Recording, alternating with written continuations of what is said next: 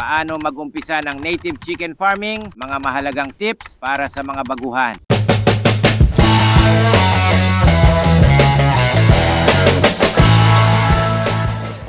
Magandang araw mga ka-My Way, si Rio Nisa Lanoy at welcome sa ating channel. Ngayong araw, pag-uusapan natin kung paano mag-umpisa ng native chicken farming. Kung ikaw ay baguhan sa larangang ito, tamang-tama itong video para sa iyo. Tara, simulan na natin. Una sa lahat, bakit nga ba maganda ang native chicken farming? Ang mga native chickens ay mas matibay at mas madaling alagaan kumpara sa mga commercial na breed. Mataas din ang demand sa kanilang karne at itlog dahil mas natural at organic ito. Kaya kung gusto mong magsimula ng isang sustainable at profitable na negosyo, ito na ang sagot. Bago tayo magpatuloy, kung nagugustuhan ninyo ang video na ito at marami kayong natututunan, huwag kalimutang i-like ang video na ito at mag-subscribe sa aming channel. I-click na rin ang bell icon para lagi kayong updated sa mga bago naming tips at tutorials tungkol sa upgraded native chicken farming. Salamat at balik tayo sa ating video.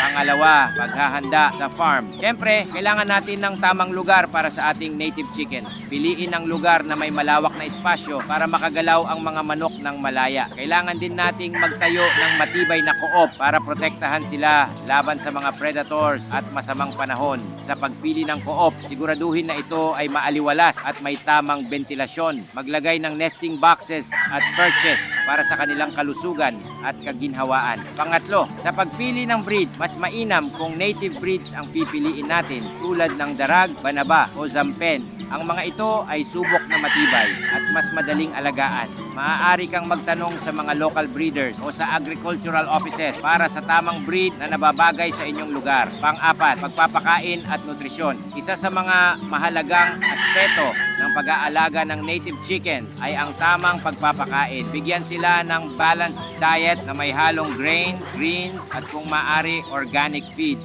Mainam ding pakainin sila ng mga kitchen scraps tulad ng gulay at prutas. Huwag kalimutan ang malinis na tubig na dapat palaging available para sa kanila. Ito ay makakatulong sa kanilang kalusugan at produksyon ng itlog. Ikalima, pangangalaga sa kalusugan. Para siguradong malusog ang ating mga manok, kailangan natin silang bakunahan laban sa mga karaniwang sakit. Panatilihing malinis ang kanilang paligid at co-op para maiwasan ang mga sakit at parasites. Mag-obserba ng kanilang kalusugan araw-araw at kung may kakaibang sintomas, agad na kumonsulta sa veterinaryo. Ika-anim, pang-araw-araw na gawain. Sa pang-araw-araw na gawain, siguraduhing regular ang pagpapakain at pag-inom ng tubig. I-check din ang kondisyon ng co-op at linisin ito ng madalas.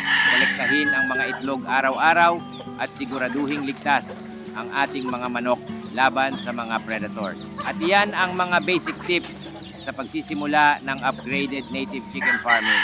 Sana marami kayong natutunan at handa na kayong magsimula ng inyong sariling farm. Kung nagustuhan nyo ang video na ito, huwag kalimutang mag-like, mag-subscribe at i-click ang bell icon para updated kayo sa mga susunod nating videos. Salamat sa panonood at happy farming!